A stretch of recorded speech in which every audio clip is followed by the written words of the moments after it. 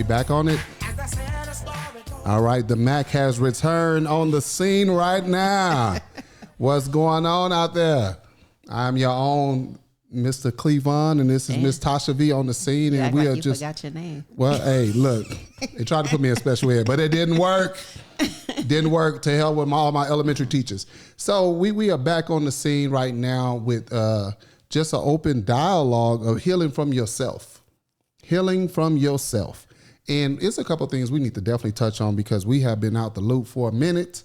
And I want to touch on one subject that we got going on right now is old girl that got hit in the head with the brick. Brick lady. Brick lady, yeah, her face was like a brick. What was your thought on that situation? Because that's been real interesting going across the board. Oh wow! First off, she got rocked. She literally she got rocked. It's not funny. I'm laughing. Hey, you good? You good? You good? Everybody on the west side has seen somebody get dead in, so she ain't new. At first, I was wondering what was the backstory. Okay. Right, and then when she turned the camera around and showed all the men standing there, I'm like, wow. So nobody helped. Nobody helped, right? Nobody helped. But then right afterwards, you had one of the dudes that actually got online, and it was like she lying. Mm-hmm. One of the dudes got online and was like, she lying, like it's a whole lie across the board. What did she lie about? Because he was saying like she just came over here, just started mess, and she's expecting us to get involved with whatever she got going on, like as if we supposed to go put our life on the line with somebody that's out here starting drama. What you think about that as a man? Personally, as a mature man, I wouldn't get involved. I would not get involved. Hell no. Because of the fact you want me here, first of all, because if you look at a lot of her videos, she walking around slapping people. Somebody needs to slap dog shit out of her. So she walking around slapping people, just whatever she can do to get clout. Mm-hmm. And then you go in the midst of these men, whatever you done started, and then you expecting these men to drop their lives on the line. How many men have you seen give their lives for trying to protect a woman? So many times over. Mm-hmm. And when you look at the criticism that she did not get is what bothers me. Okay. Remember that guy that was in the restaurant? He got into it with the lady and he started fighting the lady, and her 14-year-old son came in and shot the man. Right. Everybody criticized the dog shit out that dude and gave her a lot of support. Mm-hmm. But this woman right here went and started some shit, and then they go against the man. I really, really have a problem with that. Yeah. Because we're already separated and divided. Oh, okay. So as a man, I mean, you saying okay, but I'm saying like as a man, you want me to go throw I got kids. Mm-hmm. I'm a full-time father. You as a woman, how many women have you ever seen give their life for a man to help him? I've never seen it. Exactly. I've never seen it. So it's always a reverse role. How many movies have you seen where a woman goes and save the man and give her life and her everything for him? Mm-mm. You ain't never seen it, right? No. So when we talking about this, but there's always a woman getting in some trouble. And there's always a man that'll rescue her. For instance, you as a woman, if you can't pay your bills, who's going to be there to rescue you? My coochie. Fresh cat. Fresh cat. Cat pays. Let me tell you something. Cat is more important than drinking water, man. When you actually got, because what? Come on, let's keep it 100. Let's keep it 100. What did a dude want? Let's keep it 100. What did he want? But no, seriously. Come on, let's keep it 100. What did he want? It depends on the man. No. Hell no. Let's be real. If a man come and see you struggling, needing to pay your bills, and what he gonna say? What you need help with? What you need help with? And if you want to go on the trip, what is the man gonna say? Come on. You tell me. No. Hey, little mama, where you going? Where you want to go? How much it costs? Right. How many women that came up and say, hey, daddy, you handsome as fuck. Where you want to go? How much your bills pay? It's women that do that. Fuck that. No. Don't try to do me. Don't try to do me. There ain't women that just pop up and say, you short on your bills? What that dick do? We're just talking about brick lady. No, we talking about her ass, but let's go into this real quick because you just brought up this dialogue. Talking about how your cat gonna save you. I got some good meat and it ain't gonna save me. That's fucked up. Oh God, we're talking about brick lady. All right, we talking about her. Okay, we is focused. We is focused. I personally believe that she needed to get rocked like that. If she didn't went out there and literally started this mess and then jumped right on social media. But I had a problem with that. Okay, so the videos I seen where she slapped the old man, the white guy. It was a skit, right? That wasn't real. Oh, that was a skit. It was a skit? That was a skit. Okay, let's keep going. So, but the guy who you're speaking of, I guess, lives in the neighborhood that she's a troublemaker, right? Correct. Okay. But what trouble was she creating in that situation?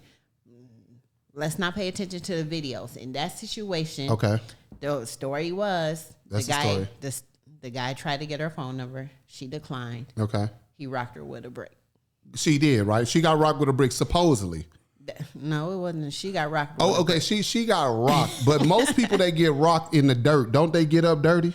It depends if she fell.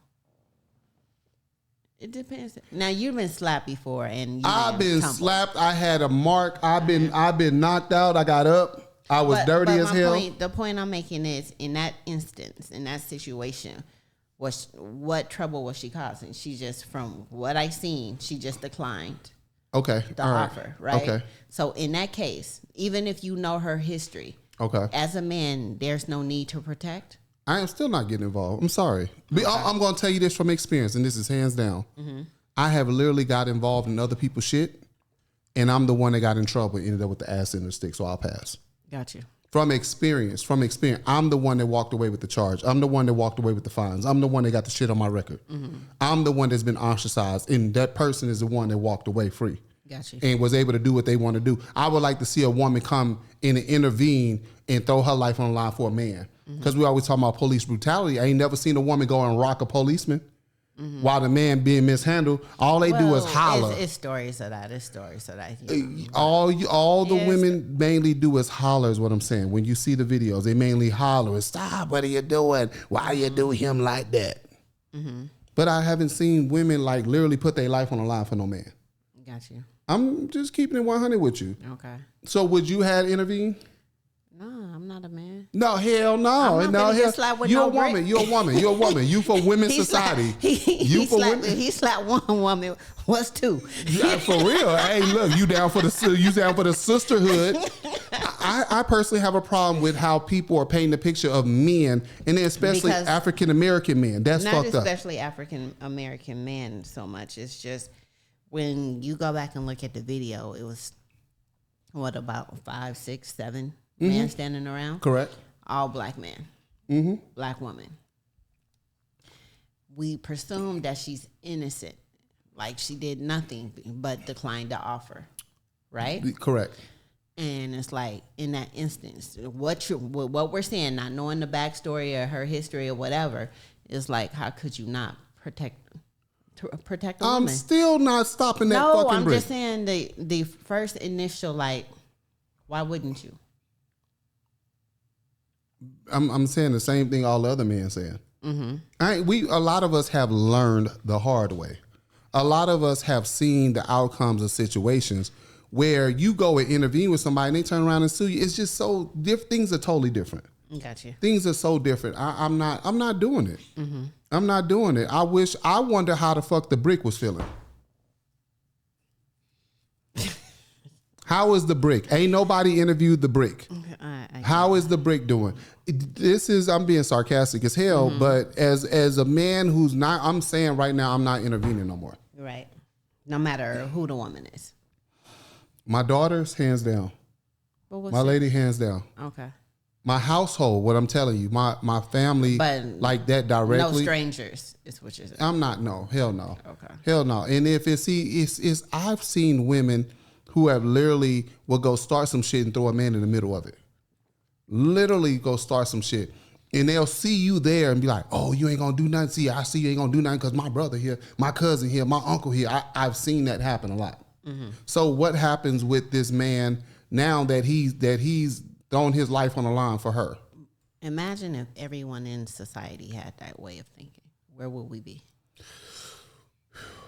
And I'm speaking of because my sister's life was saved. She was being stabbed by her ex-husband. You know what I'm saying? And her life was saved by a stranger. A man just happened to be walking by. So it's like... Didn't the man intervene? Yeah. He stopped the stabbing. Like, she was stabbed 15 times. Yes. Yeah. So you see what I'm saying? It's like, I thank God that everyone in society doesn't have that mindset. I didn't always have that mindset, though. I'm not blaming you for your mindset. You went through something traumatic. You walked away with a record. I get that. But I'm just saying, I'm thankful that everyone doesn't have that mindset. True. And the situation is totally different. You know, it's so different. Like, how? You remember the man that went and slaughtered the lady and her children? But what I'm saying, you're saying the situation is different. The situations are different. How? Okay, so right here, I don't know this woman. I don't know the situation. I don't know the scene. Mm-hmm. The dude obviously duped her in the head with a brick. He did her in. He did her in. The very first thing she did was jumped on social media. She didn't call 911. She didn't call for help. None of that. She jumped straight on social media. Y'all see these men?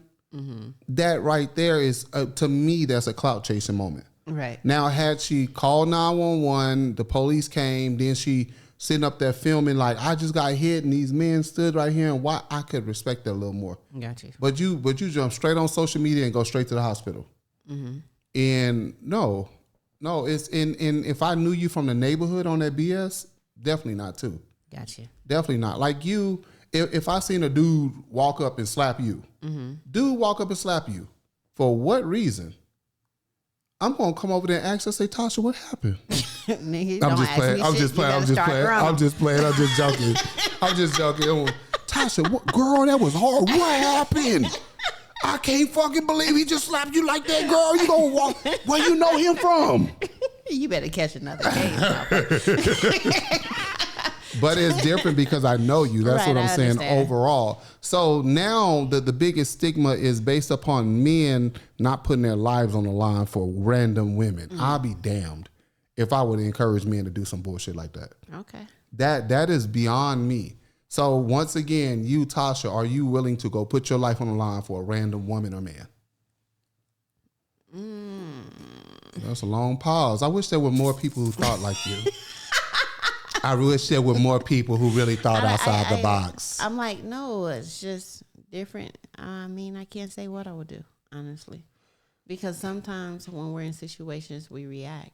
You know what I mean? So very true. I can't say. Like, I know what you're saying now, but me knowing you, I think it depends on the circumstances. Very, very much because I can't say what I would never do. Because in that moment, it might just be a reaction where I feel like I need to do something. Yeah, exactly. Your like, instincts will kick in depending on the situation. I remember I was driving down the street, me and my daughter, and there was this dude chasing a woman around the car. He was chasing her ass too. Mm-hmm. She ran to our car talking about, open the door. I said, no, I'm calling the police for you. Or like when we were past that accident or that family fighting and I jumped out to help. And the nigga almost ran you over. And you left me. I ain't leave you. I left for help. I went around the corner to follow the assailant. You left me. This motherfucker was on the ground trying to say, breathe in slow. Breathe. Tasha, get your ass up. We supposed to watch. Get your ass up. Get up.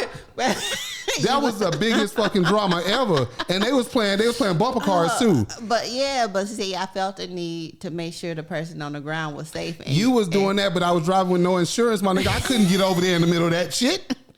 What the fuck? I was trying to save a life and you left me for dead. Hey, look.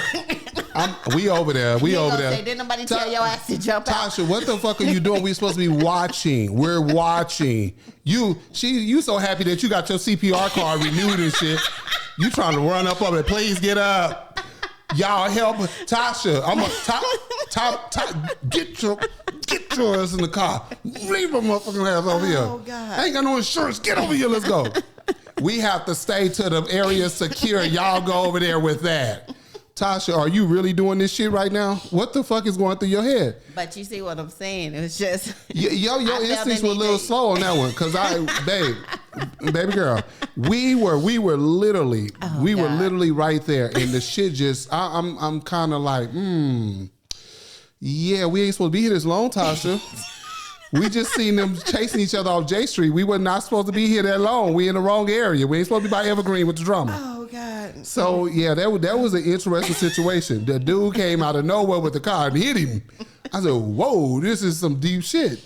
Yeah, and you just sat there and you did your little CPR thing. Oh girl, y'all drug her to the grass. Yeah. Y'all might as well have drug in some dog shit because man, that was some crazy shit. Wait, how did she end up on the ground? What happened? She had just got out the hospital. They had just left the hospital from picking her up. So I don't know if it was the excitement or what was going on, but it was family drama. And so I guess she was having a panic attack. Man, look here. I forgot about that situation, dude. I forgot, but I remember your ass trying to be the hero. I remember getting left. I did not leave you. I think I went around the corner. I think I went to Mario's West Side Market for you. I don't remember what the fuck happened. You left me. I must have went to Mario's. I don't remember. Oh God, they playing bumper cars and real vehicles. You left me. I'm like, what the fuck going on here? Tosh, let's go, Tosh. I had to tend to her till the first responders came. I'm sorry. I got a fresh CPR card, but on that day it was expired. Get your ass in the car. That was that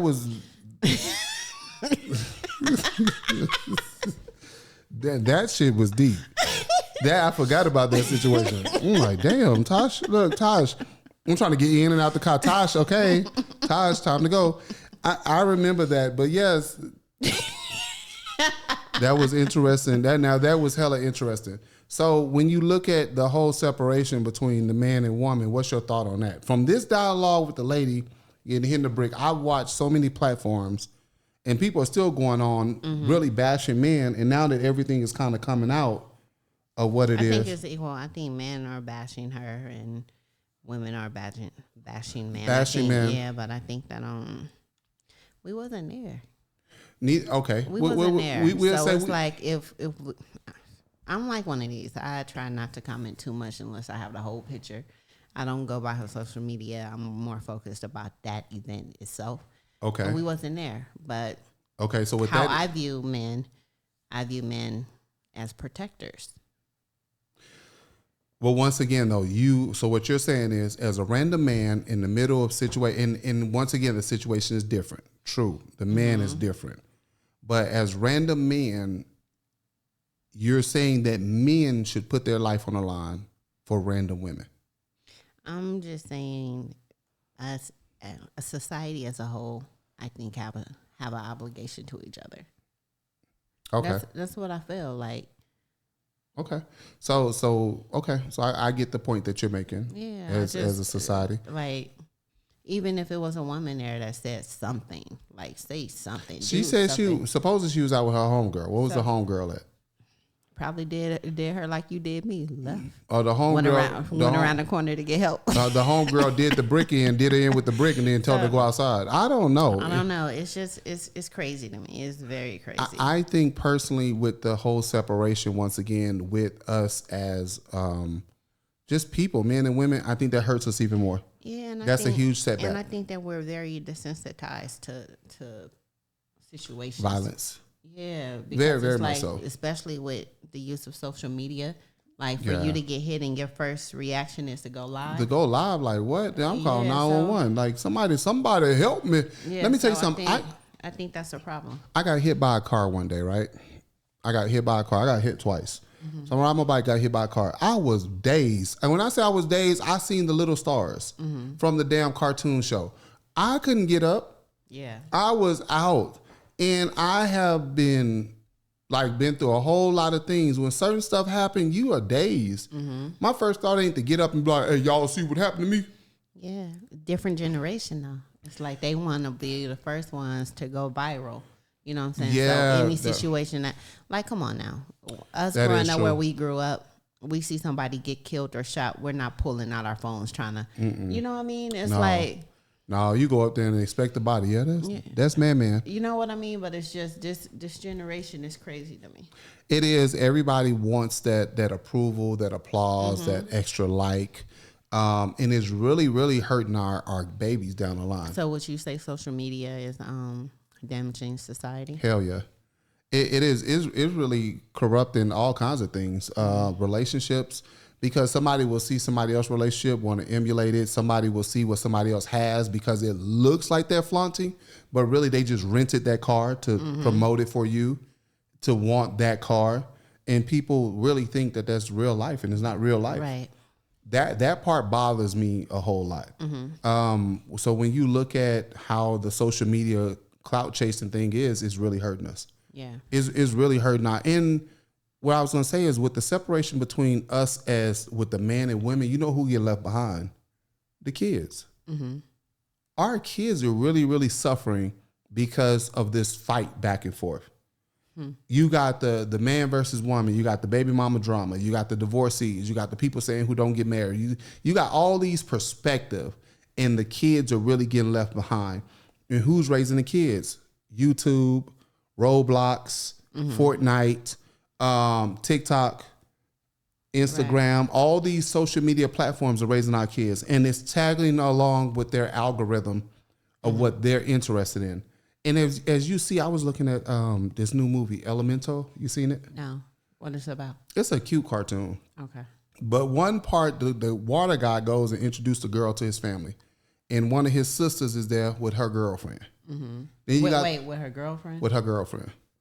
It's a cartoon? It's a cartoon. A girlfriend, like friend? No, her lover. In a cartoon? In the cartoon. I'll show it to you afterwards. Okay. Then you got another movie with Buzz Lightyear. In Buzz Lightyear, you got I seen that where. And you seen the old lady, right? Then you got the one where the little boy is trying to find their granddaddy in the middle of the forest somewhere. I can't think of what the name is. It's like a planet. They go beneath the planet or whatever. Mm-hmm. And the boy is trying to figure out how to tell his dad that he's in love with another boy. So what I'm saying is, look at how this social media, this just stuff is promoting for our children. Right. And what the issue is, their hormones have not developed. Mm-hmm. Their logic has not developed. So they are open game. Right. That's how I personally feel with that. Mm-hmm. Our babies are totally open game with this stuff. And there is nothing there to give them reassurance, awareness, logical thinking. That's where we need to be in. Right. So if I'm fighting my baby mama all day, me and her back and forth to court, me and her fighting over child support, me and her fighting over Tom, me and her fighting over who around our kid, the baby is getting left behind. That's years worth of the child being left behind because of our feelings towards one another. And we're not putting the energy or effort to them. I feel bad for the kids. Mm-hmm. I truly, truly do. Yeah, I mean, it's a sticky situation, I guess. I went to a high school recently. And when I went up there, it's like they got the kids' K's in there. It looked like Lean on Me. When they had the bars, I'm like, what the hell going on here? I didn't know that, the kids were constantly getting killed in front of the school and stuff. Wow. I didn't know that was really going on like that. I'm like, oh my goodness. So these kids are more prone, and they're expediting getting to jail. Mm-hmm. They're expediting ending their lives. And if we don't get on the same page, we gonna lose even more kids. The whole goal is to get them, not us. Right. Keep us distracted. I agree. I can see that. Yeah. So, but what do you suggest people do? Like now where we're at, where we have so many broken homes, right? Yes. So we have a lot of kids who are one or both parents may be absent, right? True. What do we do? A lot of people got to start healing.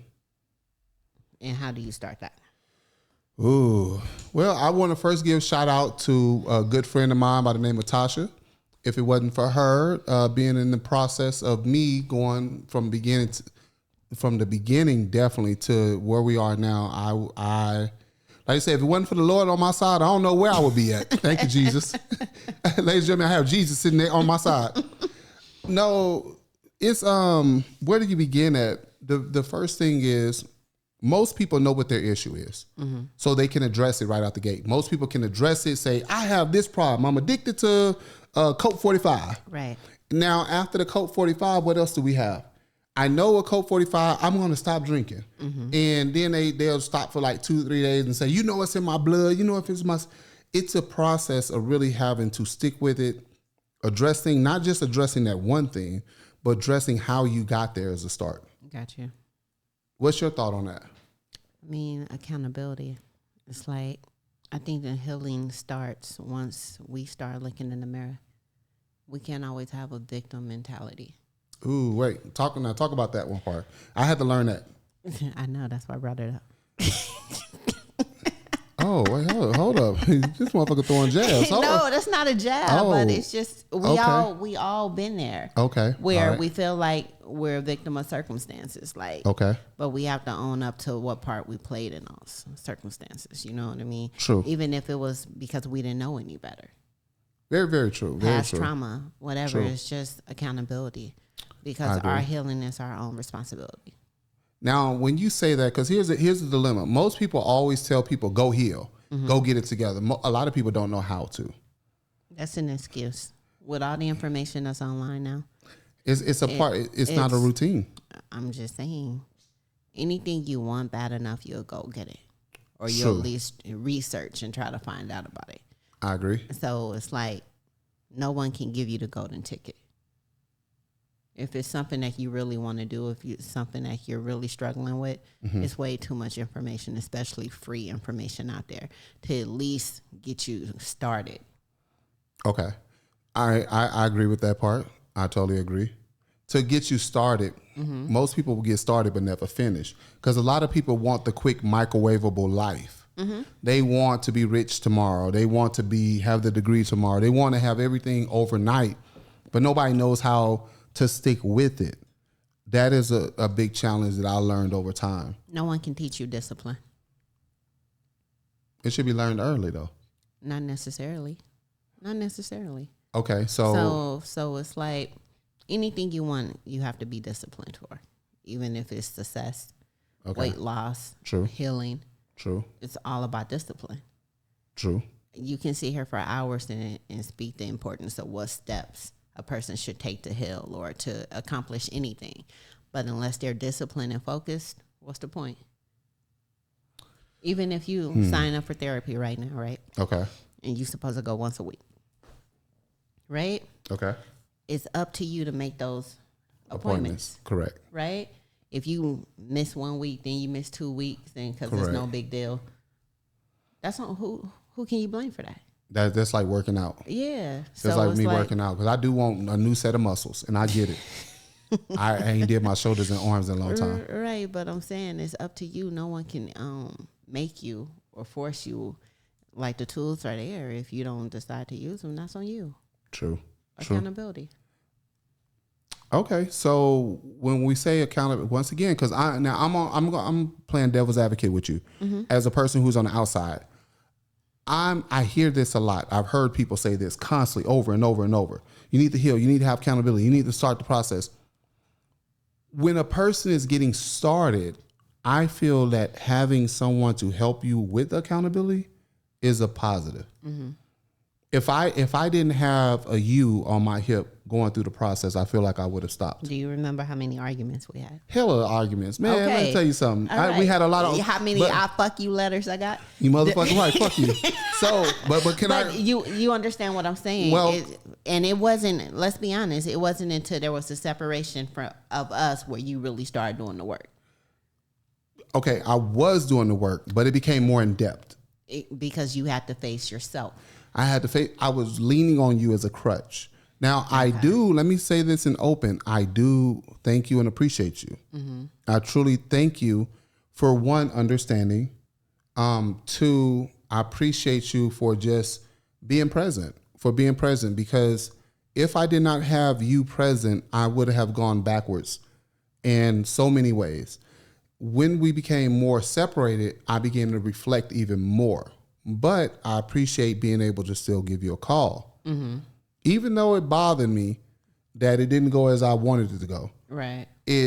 I still appreciate you for being available in that capacity. So now, from then to now, there is a huge 180 difference. Right.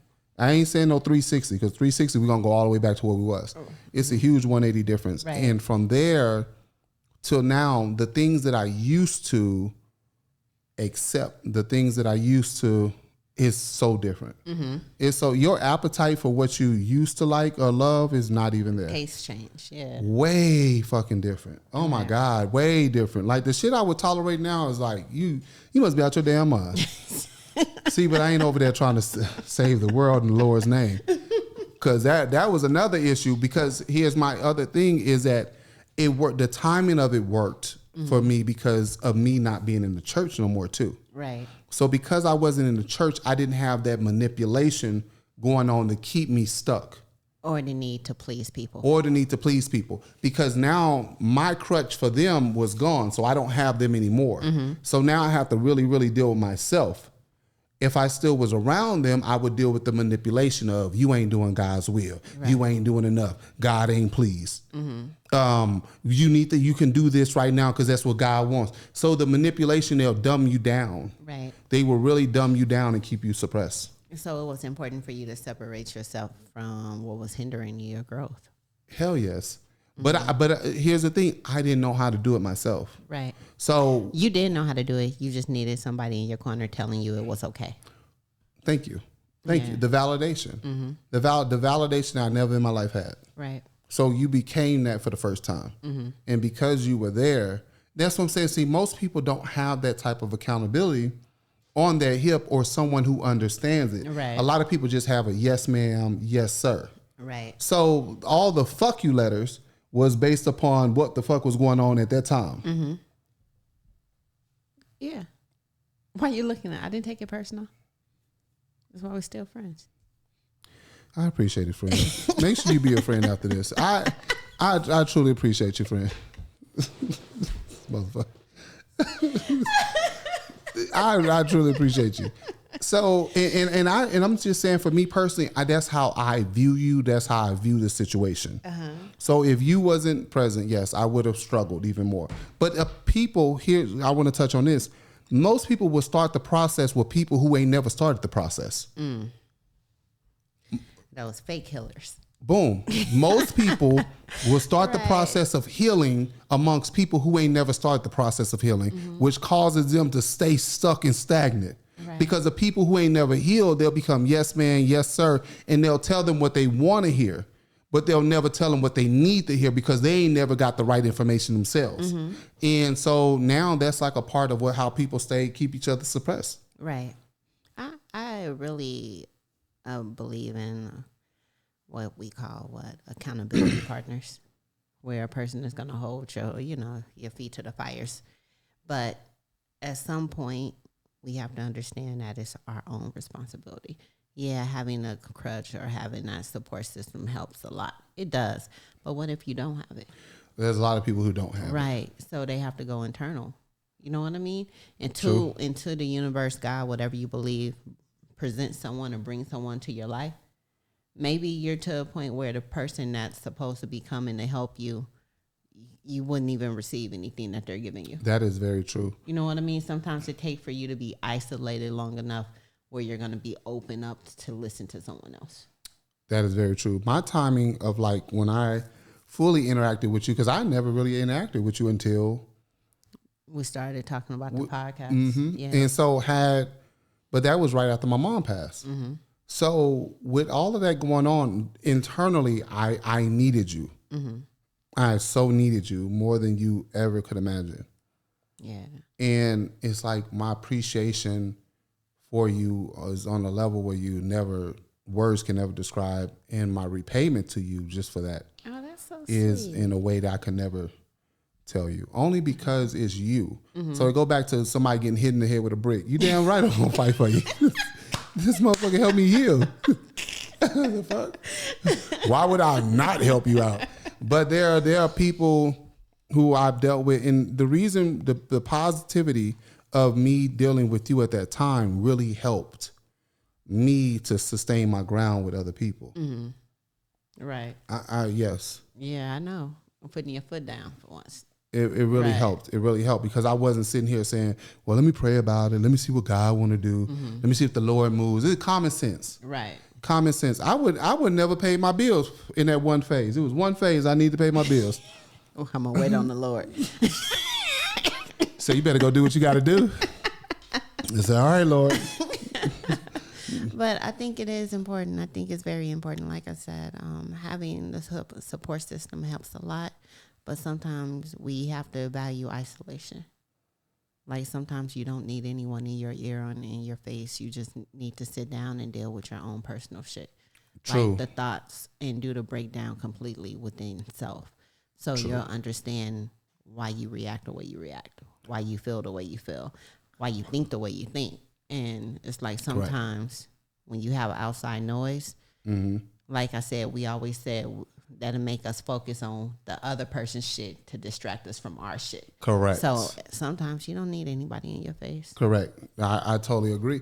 That now I want to touch on that. That is very hard for people to do. It's easier said for somebody to say, sit alone, sit in isolation. I didn't realize I never really sat alone until I fully sat alone. But when I sat alone, it was more lonely and more, it set me back even more.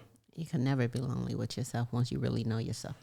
True. A lot of people don't because you're so used to having people in your space. We grew up where if somebody's homeless, you let them come stay with you. If somebody's hungry, you go and feed them. You always invite people in your house, but you never are alone and isolated long enough. You can have people in your house and you're still lonely. I've been there. You know what I'm saying? You can have a relationship, have a person in your bed, still be lonely.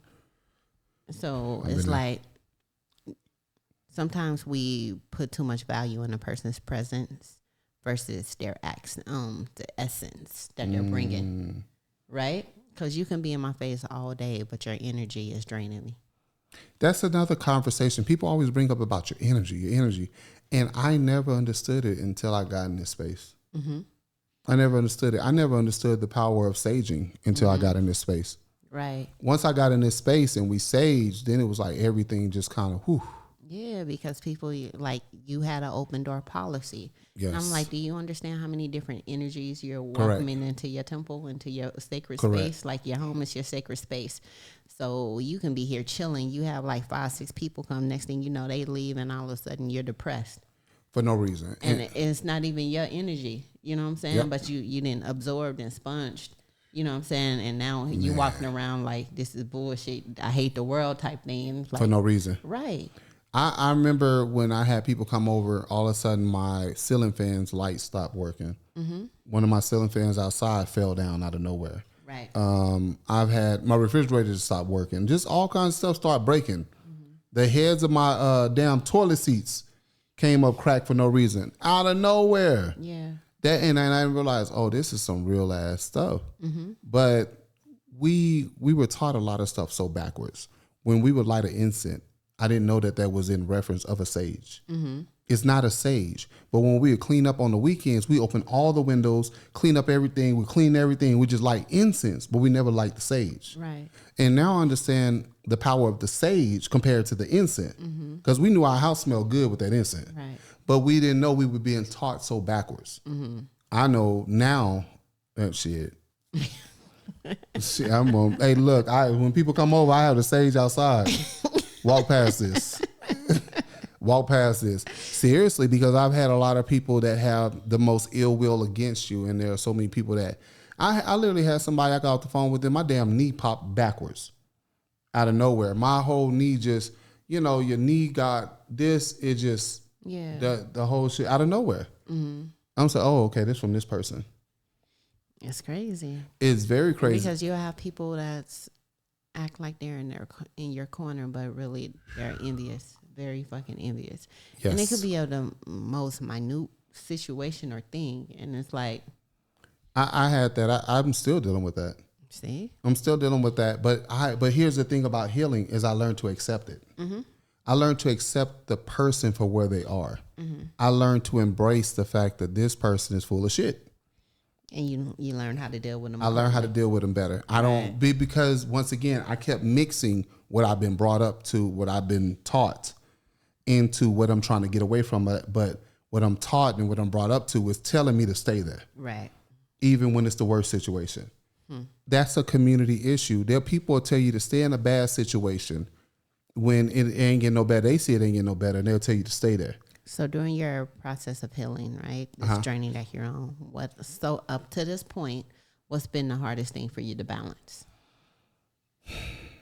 The hardest thing to balance have been letting go.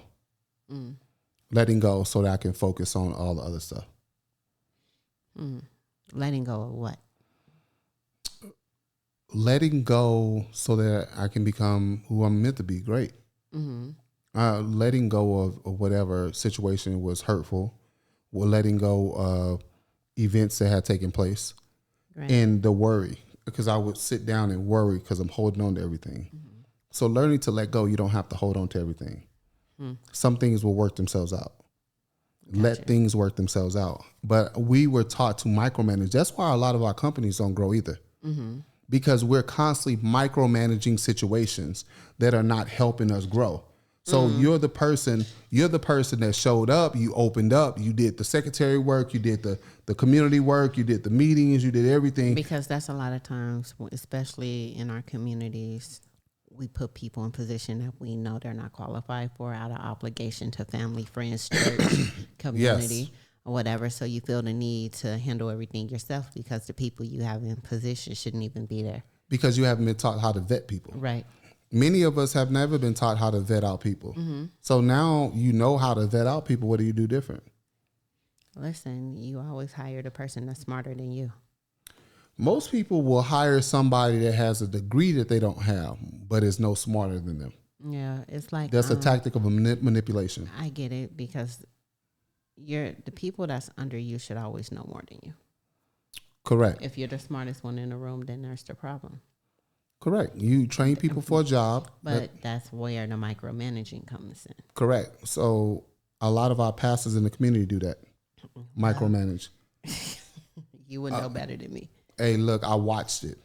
I watched it. I got to do this. I got to do this. And it's like, well, that's why you ain't grown, because you're still stuck. So let's touch on something else. What's another thought of yours to when we're talking about the phase of actually healing? Because that's another thing people have to heal from. Well, when I asked you what was the thing that you had problem balancing, for me, it was making myself a priority, because I was always putting everyone's needs at once before mine. Ooh, I had that issue before too. So I had to become very comfortable with saying no. How did that go over? It went really easy once I got into I don't give a fuck mode. That's another one right there. So, when you get to the point to say, I don't give a fuck, I kept giving a fuck still. I'm like, I don't give a fuck. All right, what you need? Right. No, once I got into that mode, and honestly, I've been in that mode all my life, but it's like you get to a point where you're trying to be the perfect wife or husband or daughter or son, and maybe I need to ease up. And I just have to go back with, I don't give a fuck. I learned that. If it's going to jeopardize my peace, my happiness, it got to go. And that's mama, sister, brother, husband, son, whatever. It's like I'm to this point now because I found that at the end of the day, the only thing I can do is make sure I'm okay. True. And so if I'm not okay, then my kids aren't okay. I learned that I don't have to show up to everything. That was a hard one for me at first. Because you was a pastor. You had to put that suit on. I be looking at all these funeral services like, damn, I was doing funeral services every week. Funeral services, church service, weddings. I'm every week doing something different. And I had to realize I don't have to be here. Right. That's different. That's very different. How did you adjust to that? From having a busy schedule, right, where you ripping and running, to just the phone being dry. I'll tell you this, to be honest with you. If my bank account was still full, it would have still been ringing. So my phone became dry. It to me, it became a benefit. That was the greatest thing that ever happened. When did you start seeing it as that? Because at first you wasn't seeing it as that. When did I start seeing it as that? I started seeing it as that when I realized that the wrong people were leaving from my presence. All the wrong people were pushing the right people away. Got you. So when I started seeing because I knew they were the wrong people, but when I started seeing these people walk away, I'm like, oh, this is what I needed. Now I'm like, oh, this is bomb. Got you. This is great. Now it makes it easy for me to block their ass. Block them, delete them. Yeah. And see them and hey, where you been, man? I'm cool, man. Call me. All right. Nope. Right. Nope. I literally had to tell people like, why you ain't call me? I think I deleted your number. So let me ask you this: with this space that you're in now, right? And you're not running so much. I guess you're more, calm. How has it affected Carolyn? Because usually when we're on edge and we have anxiety and we're stressed out, our kids feel it directly. So have you noticed a difference in your daughter? It made me a better parent. I feel like it made me a better parent. It made me more receptive. It made me more open. Okay. I literally had an open dialogue with my oldest daughter recently. A few days ago, me and her sat down and talked. And I was able to logically talk to her. Instead of with the emotion. I'm able to logically deal with issues when it comes to Carolyn without the emotion. I'm able to logically talk to my son, even though I would love him to be in a better spot, but that'll come in due time. Right. Okay. I feel good about that. It is good. I feel good because our parenting skills is hurt because our emotions. Very true. Our emotions, our insecurities, our background hurts us as parents with our children. Mm-hmm. That's a dialogue that we definitely got to tap into. Yes, sir. That is definitely a dialogue. I know that we're over time right now. Okay. You good with time? Cause wrap it up. Cause you got something else you want to touch on? Yes. Okay. So this fool. So look, that is our timing. This fool. Till we all meet again, because we definitely gonna be back on the scene. I am your own Clevonne. Oh God. And I am Tosha V. And we are back on the scene. So we'll see y'all back on the next round. Fool.